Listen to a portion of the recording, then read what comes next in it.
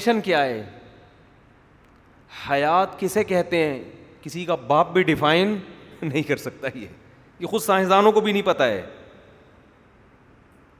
وہ ڈیفائن کریں گے کہ زندگی اس کا نام ہے کہ آپ کے اندر زندگی ہو. یہ کیا ڈیفینیشن؟ آپ آنکھوں سے دیکھ رہے ہیں, آپ دماغ سے سوچ رہے ہیں. کیوں سوچ رہے ہیں دماغ سے؟ کیا ہے اس کے اندر؟ یہ کسی کو پتہ نہیں ہے. بچے میں جب ماں کے پیٹ میں جان پڑتی ہے نا, تو یہ جان پڑنا ہے کیا؟ یہ کیا عمل ہوتا ہے جس سے بچہ ایک دم چلتا پھرتا, یعنی گھومنا, اور اس میں شعور بیدار ہونا شروع ہو جاتا ہے؟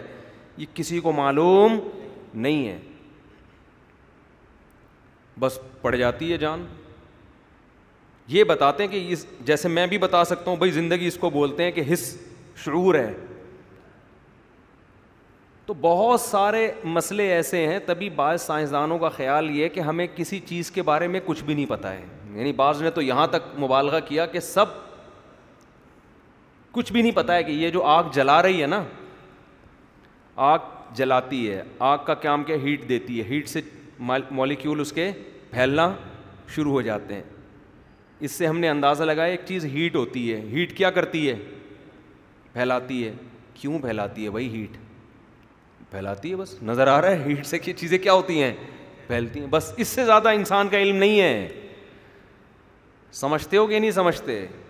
تو اس لیے بہت زیادہ جو آج سائنس کو اپنے اوپر مسلط کر لیا ہے نا, تو اتنا زیادہ سائنسدانوں کو فری کراؤ جتنا افورڈ کر سکتے ہو قیامت کے دن.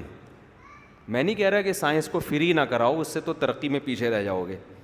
فری کراؤ, مگر ایک حد تک سائنس کو اپنا باپ بناؤ. خدا کے مقابلے میں سائنسدانوں کو لا کے نہ کھڑا کر دو بس, جیسے کہ ہمارا پڑھا لکھا طبقہ آج کر رہا ہے. اتنا سائنس کو ضرور فالو کرو کہ مائک کی آواز صحیح ہو جائے, جو کہ نہیں ہو کے دے رہی الفلاحیہ کی. وہ بلاؤ کہ ولید کو, یار اس کا ایکو ختم کرے, اس کا اتنی آواز گونج رہی ہے نا. اتنا تو فالو کرو, جو تجربے ہیں ان سے تو فائدہ اٹھاؤ.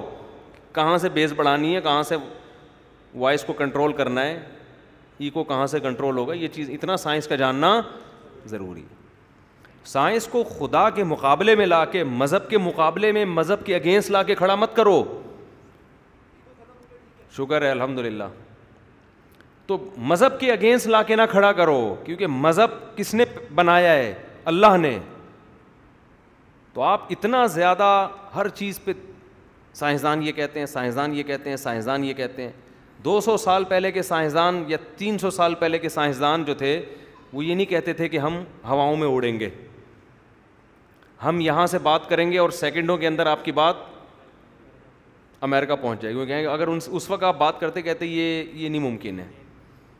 اور آپ کو پتہ ہے 90% سائنس کی ایجادات ایسی ہیں کہ دریافت کرنے کچھ نکلے تھے, دریافت کچھ اور ہو گیا.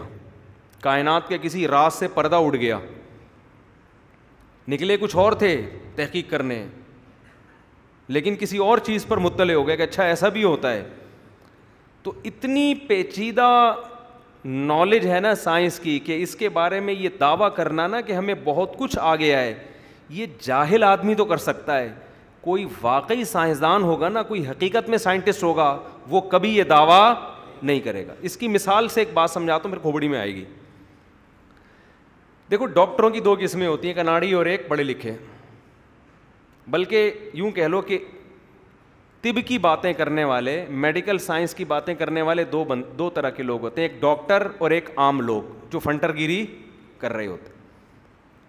جب آپ میڈیکل سائنس کی نالج کسی ڈاکٹر سے لوگے نا, تو اکثر وہ ہر چیز میں 2 چیزیں 2 رائے بیان کر رہا ہوگا. وہ کیا کہہ رہا ہوگا؟ مثال کے طور پر آپ ڈاکٹر صاحب سے پوچھو گے کہ ڈاکٹر صاحب کیا وائٹامنز لینے سے گردوں پہ اثر پڑتا ہے؟ ڈاکٹر تھوڑی دیر سوچے گا, پڑ سکتا ہے. وہ کیا کہے گا؟ میں بھی ممکن ہے. کیا ڈاکٹر صاحب جو بھی میڈیسن لے رہے ہیں سب کے گردے خراب ہوں گے؟ نہیں, امکان ہے. وہ چیز میں ڈاؤٹ پیدا کرے گا, کیونکہ اس کے بعد ریسرچ ہے نا, اس کو پتا ہے بھائی بہت سے لوگوں نے میڈیسن لی ہیں کچھ بھی نہیں ہوا, اور بہت سے 2 گولیاں کھا کے گردے برباد ہو گئے. تو یقینی طور پر ڈاکٹر صاحب چینی کھانے سے کیا آدمی مر جاتا ہے؟ چینی ہم جو کھا رہے ہیں کیا یہ وائٹ پوائزن ہے, سفید زہر ہے؟ نہیں, وہ کہے گا کچھ تھوڑا زیادہ ہو گیا, میرا خیال ہے سفید زہر بھی نہیں کہہ سکتے, اب کھانی چاہیے. وہ کہے گا, کوئی کہے گا کھا لیں, کوئی کہے گا نہیں کھائیں, کوئی کہے گا اچھا شوگر ہو سکتی ہے, کوئی کہے گا نہیں شوگر کے اس سے کوئی تعلق, کیونکہ ریسرچ ہے نا, اس کو پتا ہے بھائی یقینی رائے قائم کرنا بولو ممکن نہیں ہے, کیونکہ ریسرچ ہے اس کے پاس, ریسرچ بتا رہی ہے بھائی ایسا نہیں ہے. کتنے لوگ ہیں 99 سال تک گلاب جامن ہی پہ پلے ہیں, وہ صحیح ہے نا, لڈو پہ سیٹ ہو گئے تھے وہ 99 سال ہو گئی ان کی عمریں اور وہ سیٹ ہی لڈو پہ ہوئے ہیں, بچپن سے لڈو ہی کھا رہے ہیں, وہ نہیں مرے. تو وہ ہر چیز میں دو رائے, کہ بعض ڈاکٹروں کی یہ رائے ہے, بعض کی.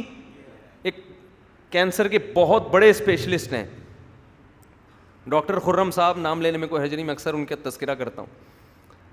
میں نے ان سے پوچھا یہ فارمی چکن سے سنا ہے کینسر ہو رہا ہے, یہ جو ہم اتنی مرغیاں کھا رہے ہیں؟ انہوں نے کہا کہ تھوڑی سوچ میں پڑ گئے, نہیں ابھی تک کوئی ایسی کوئی تحقیق تو نہیں ہے.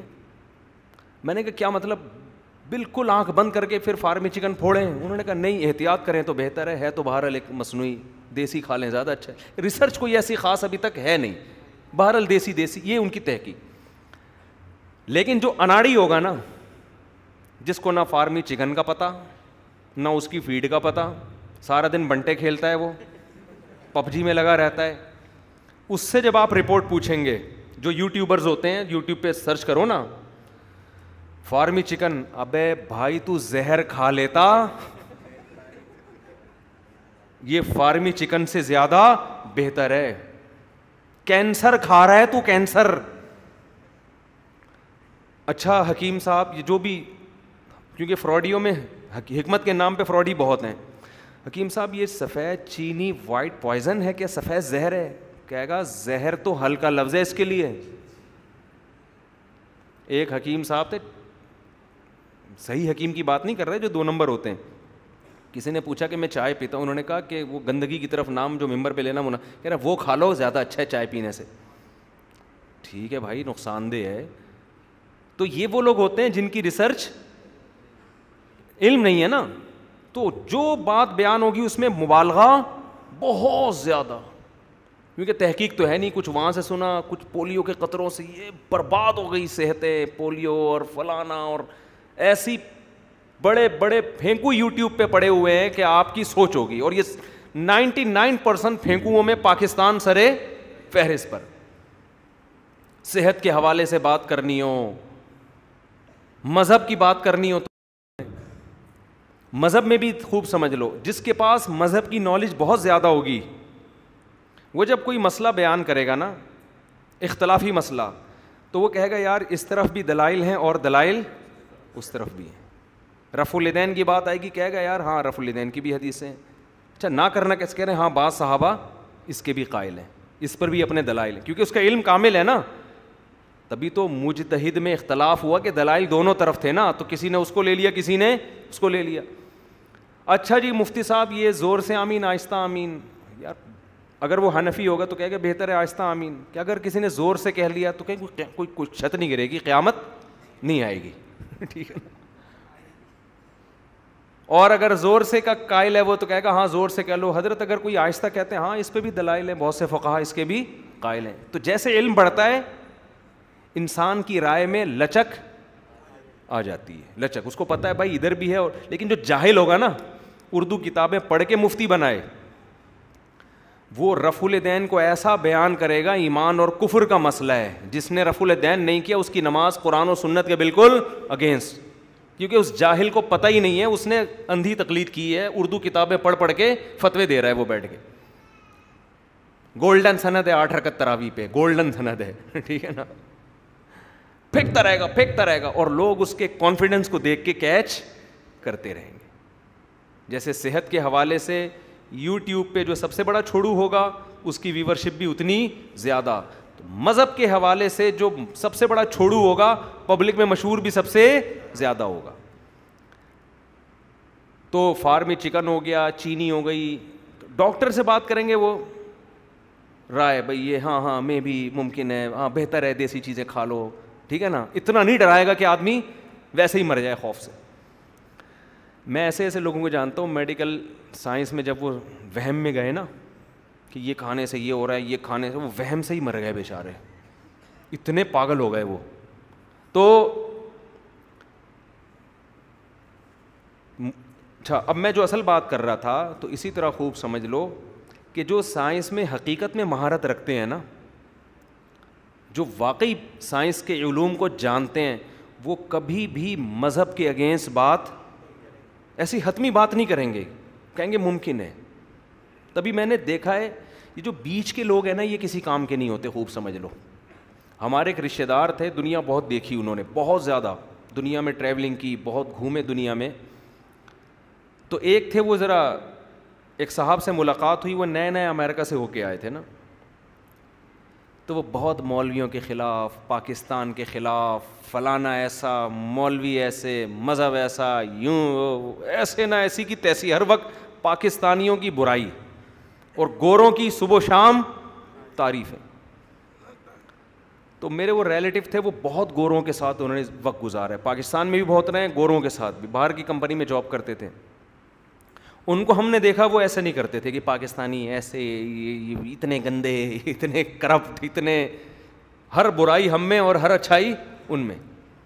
تو میں نے ان سے پوچھا آپ کیا کہتے ہیں اس تبصرے پہ؟ انہوں نے کہا یہ وہ لوگ ہیں جنہوں نے دنیا دیکھی ہے, پوری گھس کے دیکھی نہیں ہے, بیچارے نئے نئے, وہ نا چوزا انڈے سے باہر نکلتا ہے, یہ کسی غریب ملک سے نئے نئے گئے ہیں, تھوڑا سا دیکھا انہوں نے, دنیا نے ان کی آنکھوں کو اندھا کر دیا ہے.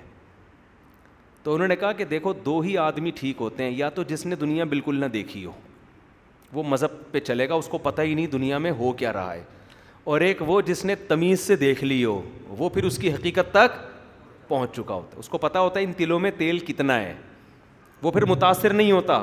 یہ جو بیچ کے لوگ ہوتے ہیں نا, یہ ہوتے ہیں احساس کمتری کا شکار. یا تو پورا غریب ہوگا, وہ بھی ٹھیک ہے بھائی, ٹھیک ہے نا, اس کو پتہ ہی نہیں دولت کیا ہے, وہ اپنی روکھی سوکھی میں سوکھے پاپے, سوکھی وہ جو ہے نا روٹی ڈبو کے کھاتا رہے گا اور اللہ کا شکر ادا کرے گا. یا ایک آدمی کروڑ پتی ہو, وہ کبھی دولت مندوں سے متاثر نہیں ہوگا, وہ بھرم رکھے گا اپنے, اس کے سامنے اگر کوئی لینڈ کروزر لے کر آئے گا, وہ BMW لے آئے گا, بھائی تو کیا ہے, صحیح ہے نا, وہ کبھی متاثر نہیں ہوگا. جیسے میں 2-3 شادیوں والے سے کبھی متاثر نہیں ہوتا. لوگ آ رہے تھے میری شادی ہوئی ہے, کچھ اور بات کر ہمارے سامنے, شادی ہوئی ہے, ہماری ہوتی رہتی ہے, تم پتہ نہیں کیا بات کر رہے. کمارا بیچارہ متاثر ہوگا, یار اس کی شادی ہو گئی اور میری شادی نہیں ہوئی. ہمارے سامنے کوئی شو مارتا ہی نہیں ہے کہ میری شادی ہوئی. میں بولتا ہوں میری تو بہت دفعہ ہوئی ہے, یہ کون سا نیا کام ہو گیا, ٹھیک ہے. تو جو شادی شدہ شو مارے گا کمارے کے سامنے مارے گا, ہمارے سامنے نہیں مارے گا. ابھی کل میں بیٹھا ہوا تھا پنجاب میں, کسی نے بچوں کی بات آ گئی نا, اتنے بچے, آپ میں نے کہا آپ میرے کتنے, آپ مجھ سے پوچھا آپ کے, میں نے کہا کہ اتنے, بس وہاں سے موضوع کیا ہو گیا چینج, ٹھیک ہے. تو ایک ٹھیک اچھا مالدار آدمی ہوتا ہے, وہ کسی سے متاثر نہیں ہوتا. اکثر آپ نے زیادہ مالداروں میں دیکھا ہوگا وہ سادہ مزاج ہوتے ہیں, شادیاں ان کی سادگی سے ہو جاتی ہیں, سمجھ رہے ہیں نا, کیونکہ ان کو پیسوں کی نمائش کی ضرورت نہیں ہوتی. بہت زیادہ دھوم.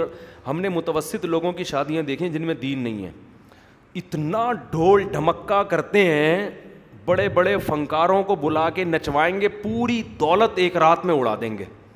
کیوں؟ انہیں یہ بھرم دکھانے ہوتے ہیں کہ ہمارے پاس بھی پیسہ ہے, شو مارنے کے لیے نا, تو خام ہمیں چھچوری حرکتیں کرنا شروع کر دیں گے. تو زیادہ دولت ہے تو وہ آدمی وہ کہتا ہے مجھے کیا ضرورت ہے, وہ پٹ پٹی پہ گھوم رہا ہوگا, ٹھیک ٹھیک, کہ ضرورت کیا ہے شو مارنے کی. تو یاد رکھو ہمارا جو یونیورسٹیوں کا طبقہ ہے نا, یہ متاثر ہو رہا ہے یہاں کے پروفیسروں سے, جو بالکل فارغ بھی نہیں ہے, ان کے پاس ویسی نالج بھی نہیں ہے جیسے گوروں کے جو اسکالرز ہیں نا ان کے پاس نالج ہے. اس لیے پاکستانی جو ملحد ہوتے ہیں نا, جو پاکستان میں ایتھیزم کو اختیار کرتے ہیں, وہ انگریزوں کے ایتھیس سے 2 قدم آگے ہوتے ہیں. حقیقت ہے یہ. وہ گوروں میں جو ملحد ہے نا, جو ایتھیس لوگ ہیں, جو مذہب کو نہیں مانتے, یہاں والے دیسی جو ہے نا, یہ ان سے 2 قدم آگے, کیونکہ یہ اس کے بھی شکار ہوتے ہیں احساس کمتری کا. یہ اپنے آپ کو پڑھا لکھا ثابت کرنے کے لیے ہم سائنس کو مانتے ہیں. ہم کس کو مانتے ہیں؟ حالانکہ جس سائنٹسٹ کو آپ فالو کر رہے ہو بسا اوقات وہ خدا کا منکر نہیں ہوتا, وہ مذہب کو مانتا ہے. کتنے حوالے ہیں ہمارے پاس ایسے کہ جن کے حوالے آپ کتابوں میں دے رہے ہوتے وہ مذہب کو فالو کر رہے ہوتے ہیں. اسے کہتے ہیں مدعی سست اور گواہ چست. تو اس لیے نالج یا تو جاہل رہو یا علم حاصل کرو نا, تو پورا پراپر علم ہونا چاہیے انسان کو, ورنہ